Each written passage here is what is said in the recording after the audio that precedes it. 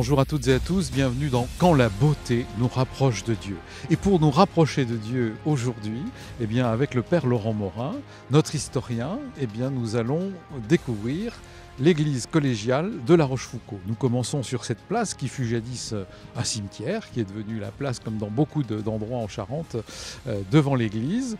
Et je vais demander, puisque c'est une des seules, sinon la seule église gothique de Charente, au Père Morin de nous expliquer devant quel monument nous nous trouvons, devant cette porte d'entrée, cette magnifique rosace et ce clocher dont la pointe s'élève vers les cieux. Bonjour Père Laurent Morin. Bonjour Jean-Michel, bonjour à chacun et chacune d'entre vous.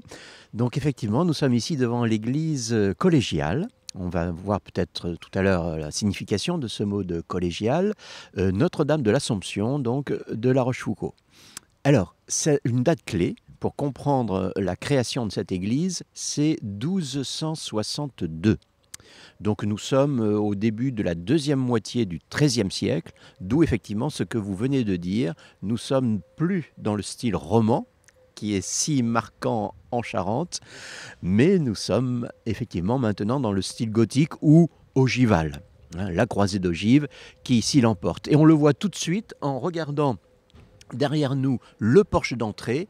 On a effectivement une voûte en arc brisé qui montre bien le XIIIe siècle, ces années donc 1260. L'arc brisé, c'est le porche roman, mais déjà avec une structure gothique, ogivale, même si on reste quand même avec des proportions assez massives. Voilà. Alors pourquoi 1262 ? C'est l'époque en fait de la création de la ville de La Rochefoucauld. Et c'est ça qui est important, c'est que cette église va générer autour d'elle un bourg, une agglomération dans ce milieu du XIIIe siècle qui n'existait pas auparavant.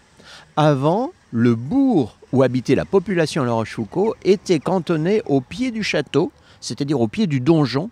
Il y avait simplement un gros donjon de pierre depuis le XIe siècle, les années 1060, elle est attestée avec l'église Saint-Pierre, une petite église romane, donc il y a encore quelques vestiges au pied du château. Et il y avait cette église romane avec donc quelques maisons, mais limitées par la Tardoire. Et pour aller sur la rive droite de la Tardoire, il a fallu attendre 2 siècles, il a fallu attendre une expansion économique et démographique au plein cœur du XIIIe siècle. Alors si je peux rajouter quelque chose, Père Morin, puisque je suis natif de cet endroit, ça s'appelait Bourg-Budeau, le premier La Rochefoucauld, au pied du château. Et comme vous le disiez, quand on passait de ce côté-ci de la Tardoire, ça appartenait au Taillefer. Et il y a eu, il y a 700 ans, je crois, la réunification, c'est ce que vous êtes en train de dire.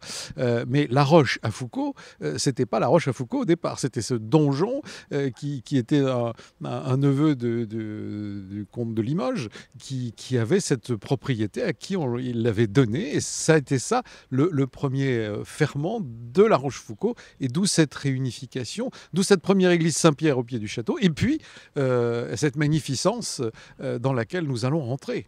Et là, on est vraiment dans la structure de la ville médiévale.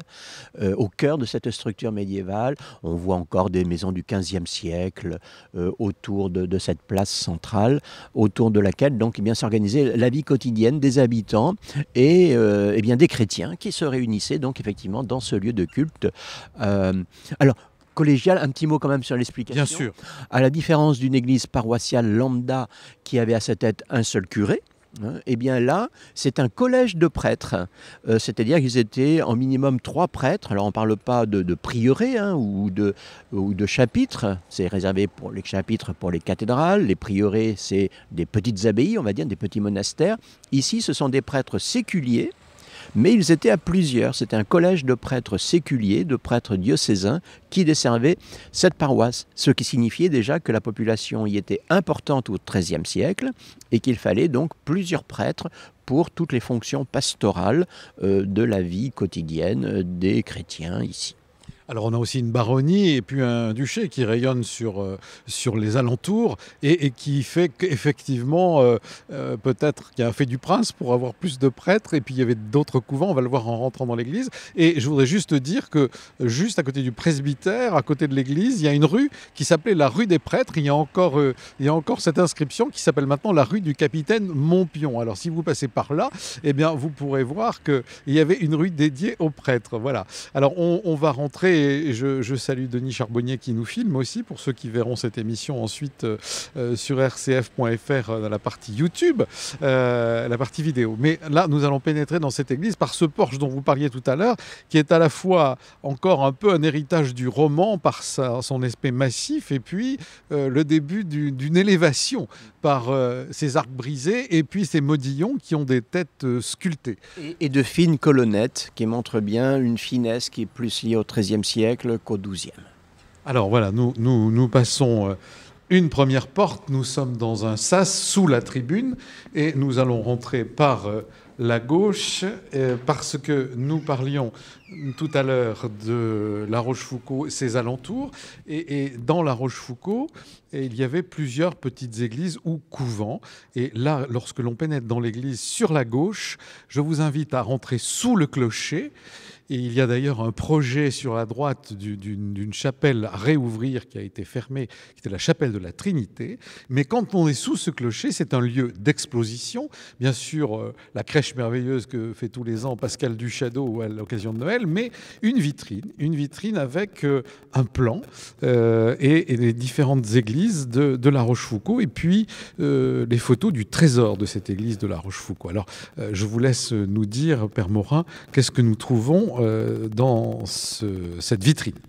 Eh bien justement, on y voit sur le plan de l'actuelle ville de La Rochefoucauld le lieu des vestiges de l'église primitive, l'église romane Saint-Pierre, donc au bas du château, du célèbre château, à l'époque simplement le donjon donc, de La Rochefoucauld, mais aussi eh bien, l'évocation de la chapelle toujours visible à l'intérieur de ce même château de La Rochefoucauld, et puis l'église du couvent des Carmes, qui se trouve tout près de là, une fois que l'on a franchi la Tardoire, et encore la chapelle de la Visitation, toujours visible dans la ville de La Rochefoucauld, un peu plus loin l'église Saint-Étienne d'Olérac, et l'évocation d'une église malheureusement disparue, vous me rappeliez, c'était au début du XXe siècle, l'église Saint-Florent, donc église romane aussi, qui malheureusement a été détruite. Donc on le voit, un ensemble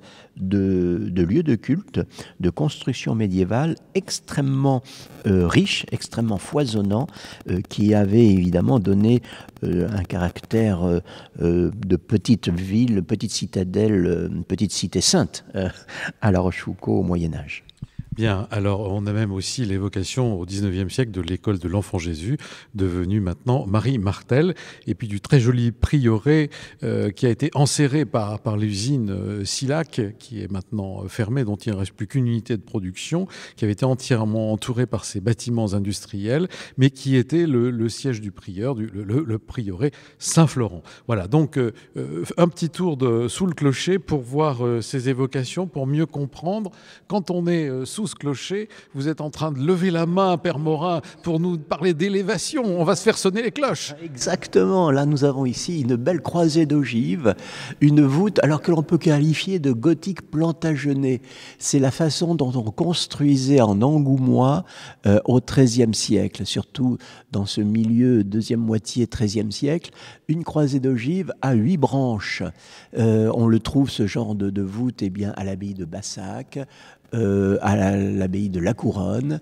Voilà, c'est les constructions ogivales charentaises du XIIIe siècle. Alors là, nous sommes effectivement avec une élévation assez forte, mais imaginez, on serait au siècle précédent, au XIIe siècle, on aurait une coupole demi-sphérique, circulaire, en forme de dôme. Mais là, au XIIIe siècle, eh bien, on a abandonné cette coupole demi-sphérique pour donc la croisée d'ogives de style gothique plantagenet ou gothique angevin. Quand on écoute les émissions avec vous, c'est vrai que lorsqu'on est dans ces églises romanes, on a souvent ce dôme qui est sous le clocher, magnifique et massif, sur 4 piliers souvent. Et là, on est dans ce gothique plantagenet. Alors on va maintenant poursuivre, revenir dans le centre, dans la nef, dans l'allée centrale, en passant à côté de cette belle tribune où trône un orgue cavaillé-coll et où se trouve de temps en temps la chorale pour les grandes messes et puis les concerts, notamment notre ami Frédéric Ledroit et d'autres organistes qui viennent ici jouer. Alors maintenant, nous voilà devant l'allée, on entend les cloches qui retentissent et on va monter dans cette nef. Voilà donc une nef large qui est assez spacieuse. On n'est pas gêné par les piliers, comme ça aurait été le cas au siècle précédent dans les constructions romanes du XIIe siècle. Ici, on maîtrise suffisamment l'architecture et la croisée d'ogive pour avoir justement des vaisseaux plus larges.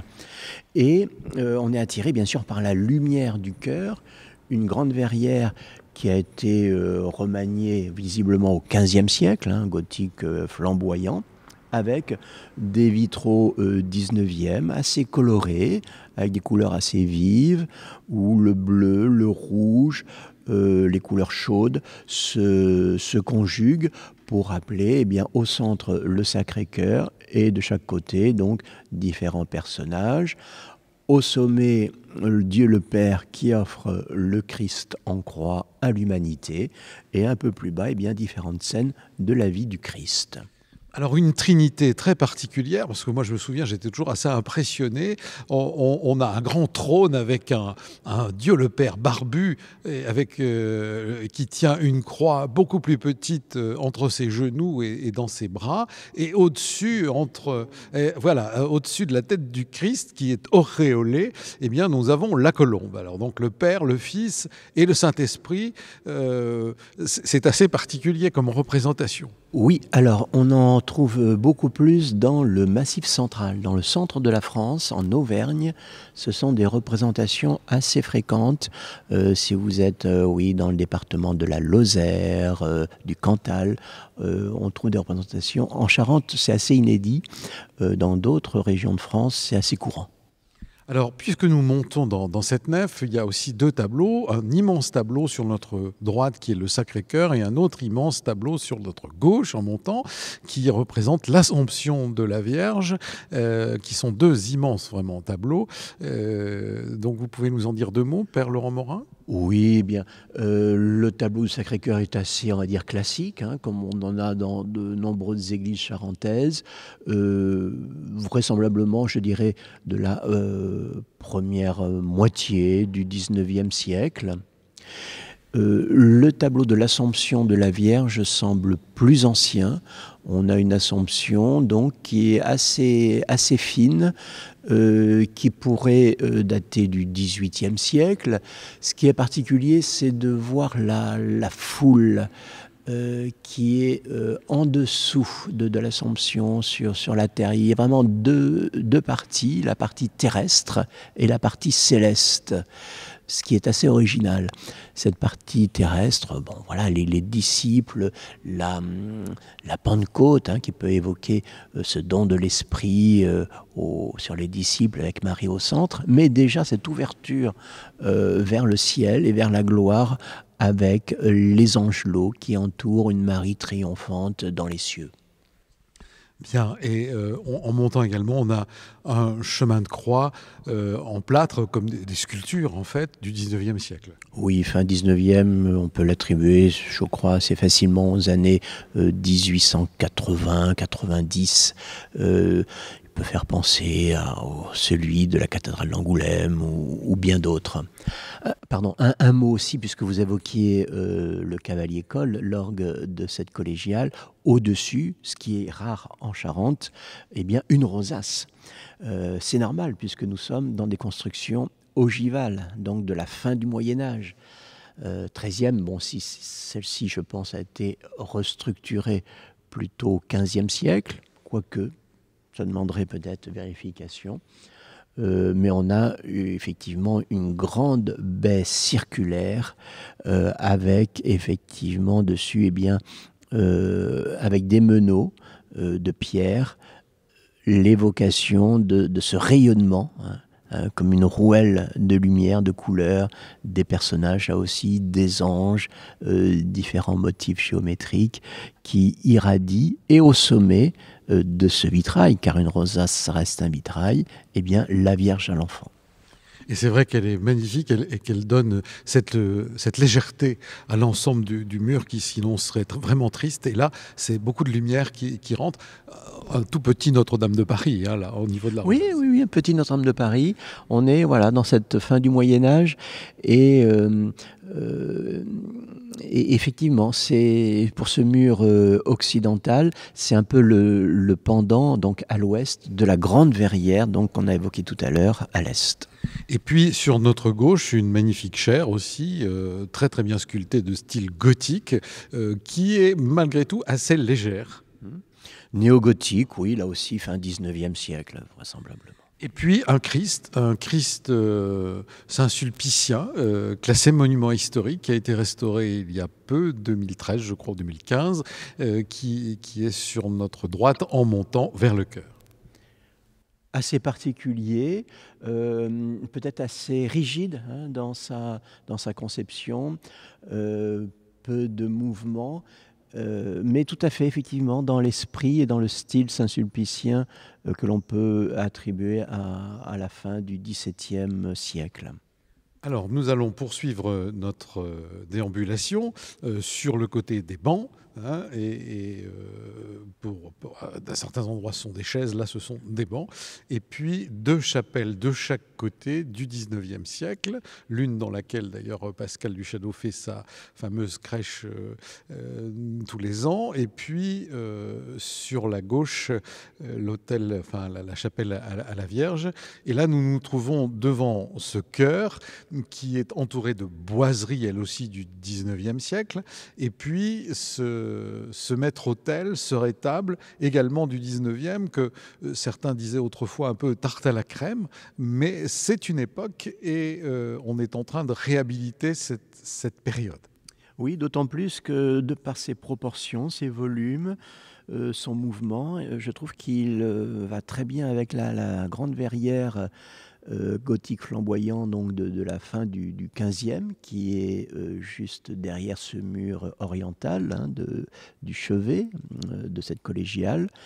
Et effectivement, les plaques de marbre, sans doute 1880, 90, vont très bien et ressortent sur cet ensemble de boiseries, puisque des stalles y ont été installées. Donc, et ce maître-autel ancien ressort bien sur ce fond de boiseries. Alors on imagine bien hein, ces prêtres dont on parlait tout à l'heure, un peu comme des chanoines de la cathédrale, qui sont là. Si on gravit les trois marches qui montent au chœur, il y a un autel maintenant en bois face au public, comme on dit. De belles miséricordes sur les stalles, qui sont certaines sculptées avec des têtes et d'autres des ensembles floraux. Et une sculpture sous le Saint-Sacrement sur le maître-autel dont on vient de parler, qui est le couronnement de la Vierge. Parce que tout à l'heure, en voyant le tableau de l'Assomption, il ne faut pas oublier que cette église Saint-Cybard est également Notre-Dame de l'Assomption. Donc, elle a les deux noms. Il y a également sur les murs de ce chœur des cadres, des tableaux qui représentent les 4 évangélistes qui sont aussi à voir et à noter avec chacun leur particularité, l'enfant, l'aigle, etc. Suivant les 4 évangélistes. Vous pouvez nous redire qui sont-ils ? Bien sûr, Saint Marc avec son lion, Saint Jean avec l'aigle, Saint Luc avec le taureau et Saint Matthieu avec l'ange. Et là, on a affaire effectivement à 4 toiles anciennes de l'âge classique je dirais, fin XVIIe siècle. Alors maintenant, ce que l'on pourrait dire également, c'est que lorsqu'on lève les yeux, on a cette belle voûte en pierre. Cette église a été restaurée il y a peu de temps, donc elle est encore assez blanche, enfin assez lumineuse. Et on voit à un endroit qu'il y a eu un raccord entre les piliers et la voûte. Alors, ce raccord, eh bien, c'est tout simplement dû aux guerres de religion, et les protestants avaient entièrement détruit cette voûte, et donc les architectes qui ont reconstruit l'église eh bien, sont partis des piliers qui restaient pour faire cette voûte. Et on voit, si on est très attentif, quand vous visiterez cette église, vous verrez qu'il y a un petit renflement et qui permet de voir sur quoi s'appuie cette nouvelle voûte sur les anciens piliers. Voilà, donc on a effectivement l'alternance aujourd'hui des des 3 travées voûtées d'ogives de la nef, puis après une 4e voûte d'ogive également à la croisée du transept, et enfin une 5e voûte voûtée en ogive, là encore, en arc brisé, pour le sanctuaire. Donc avec effectivement une alternance 13e, 17e siècle, puisque effectivement les guerres de religion sont passées par là, et il y a des reprises avec chaque fois estampillées les armes de l'époque de reconstruction.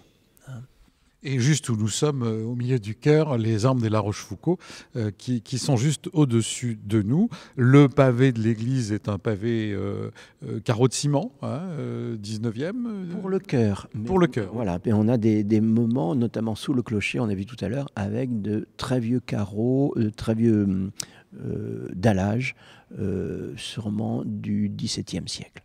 Alors, puisqu'on parlait des armes de La Rochefoucauld, très présent, bien sûr, nous allons aller dans la chapelle dédiée à la Vierge, et nous allons, tout en remarquant une très belle statue en bois, je pense de Sainte Ozone.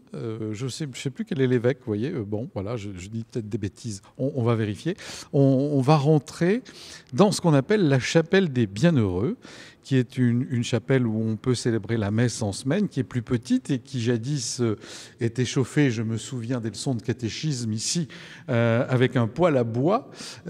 Cette petite chapelle, elle également 19e, dédiée aux bienheureux La Rochefoucauld, qui était évêque de Beauvais et de Saintes et qui ont été martyrisés sous la Révolution au couvent des Carmes à Paris, et qui sont représentés ici, qui sont bienheureux. C'est donc la chapelle des bienheureux. Voilà, 2 grandes figures béatifiées au XXe siècle, avec donc l'ensemble des martyrs des Carmes de Paris. Nous sommes à ce moment-là en septembre 1792. La monarchie française vient d'être renversée. Il y a un vent de panique qui saisit la capitale, et des prêtres et ces 2 évêques, donc de la famille illustre des La Rochefoucauld, eh bien, sont à l'époque emprisonnés dans cet ancien couvent des Carmes dans le 6e arrondissement de Paris. Et à la suite de ce mouvement de panique, la plupart de ces prêtres et ces 2 évêques sont exécutés sommairement à la sortie du couvent, sans autre procès. Leurs ossements, d'ailleurs, sont toujours dans la crypte de la rue de Vaugirard, de cet ancien couvent des Carmes, aujourd'hui plus connu comme l'Institut catholique de Paris, au cœur donc de la capitale. Mais c'est logique, effectivement, qu'à La Rochefoucauld, on évoque avec ces portraits le souvenir de ces 2 évêques, donc, qui ont effectivement été tout à fait révélateurs de ces évêques pris dans la tourmente de la Révolution et qui exerçaient leur ministère à la fin du XVIIIe siècle, donc en France. Alors parlons-en du ministère. Alors ils sont également dans le vitrail central du chœur. Il y a 2 petits modillons où on voit leur représentation. Alors j'allais dire, ces évêques, qu'est-ce qu'ils faisaient à Paris au lieu d'être soit à Rome ou dans leurs évêchés? Oui. Parlez-nous de cette époque où on ne dirigeait pas l'Église de la même façon qu'aujourd'hui. Bien sûr, il y avait ce qu'on appelait le haut clergé, le bas clergé. Le haut clergé vivait souvent à Paris et les évêques ne résidaient pas toujours dans leurs évêchés, même si, là, il faut bien se rappeler qu'en 1792, ils ont été faits prisonniers à Paris. Donc cela n'impute pas le lieu où ils résidaient habituellement. Au XVIIIe, les évêques résidaient quand même davantage dans leur diocèse que ce n'était le cas au XVIe ou au XVIIe siècle. Néanmoins, c'était vraiment l'aristocratie de l'Église. Et le rang des La Rochefoucauld, bien sûr, montrait qu'ils n'allaient pas forcément se mélanger avec le reste de la population ou même de leur clergé. Néanmoins, les conditions d'internement ici qu'ils ont dû vivre montrent bien que là, ils ont été réduits à vivre vraiment de cette extrême indigence, cette extrême pauvreté pendant cette Révolution française. Et là, ils ont bien dû, les pauvres, bien passer par des conditions de vie extrêmement précaires qui n'avaient plus rien à voir avec leur rang qu'ils exerçaient dans l'Église et dans la société avant 1789. Vous pouvez nous dire un mot justement sur le rôle de l'évêque avant la Révolution française dans les diocèses de France, puisqu'on est là à parler d'eux. Ça nous donne un peu cette occasion, cette ouverture de parler un peu d'histoire. Oui, alors c'était essentiellement un rôle administratif. Il devait gérer, administrer un territoire, un diocèse. La figure du pasteur émerge que partiellement. Certains s'illustrent justement pour des qualité pastorale. Et ce sont de vrais pasteurs au milieu de leur population. Mais ce n'est pas le cas de tous les évêques. Ce n'est pas forcément ce qu'on leur demande en premier à l'époque. On leur demande de bien gérer, de bien administrer le temporel et le spirituel d'un territoire avec un système juridique, administratif très complexe aussi, en lien avec la monarchie française. Il n'y a pas d'autonomie des deux. Donc il faut, rappelons-nous, ils sont nommés par le roi de France. Donc nommés par l'administration royale, ils dépendent aussi de la monarchie, autant, si ce n'est plus, que du pape. Donc il faut qu'ils soient en lien avec la monarchie française pour administrer ces diocèses. Et ça, c'est une notion que l'on a perdue, bien sûr, depuis, notamment avec la séparation de l'Église et de l'État, où là, l'Église est plus, on va dire, responsable d'elle-même et libre aussi de ses actes. On est dans une église gallicane et on pourrait dire qu'ils avaient une sorte de rang de préfet. Oui, c'est ça. C'est l'équivalent du préfet avec, bien sûr, une connotation spirituelle très forte dans la vie de la population. Alors, on va ressortir de cette chapelle des Bienheureux. Je vous invite également à voir une très très belle sculpture de la Vierge à l'Enfant qui est dans une des niches de cette chapelle des Bienheureux et qui de temps en temps est exposée dans le cœur de l'église de La Rochefoucauld. Donc, on va terminer notre déambulation et notre émission en repartant dans le cœur de l'église. Et en redescendant, vous pouvez bien sûr sortir sur les bas-côtés. Vous êtes au niveau de la Grande Rue, pratiquement, et puis du presbytère qui est juste à côté de cette église et de différentes salles de catéchèse. Donc une vie paroissiale avec les chanoines réguliers de Saint-Augustin qui sont basés à Montbron et qui desservent l'ensemble de ce secteur de La Rochefoucauld, porte du Périgord. Quelque chose à ajouter, Père Morin, avant que nous terminions l'émission ? Oui, depuis quelques années, cet ensemble Montbron-La Rochefoucauld a le nom de paroisse Saint-Augustin sur Tardoire et Bandia. Saint-Augustin, dont s'inspire la règle des chanoines réguliers de Saint-Augustin. Évidemment. Merci Père Laurent Morin pour cette visite de la collégiale Saint-Cybard Notre-Dame de l'Assomption de La Rochefoucauld.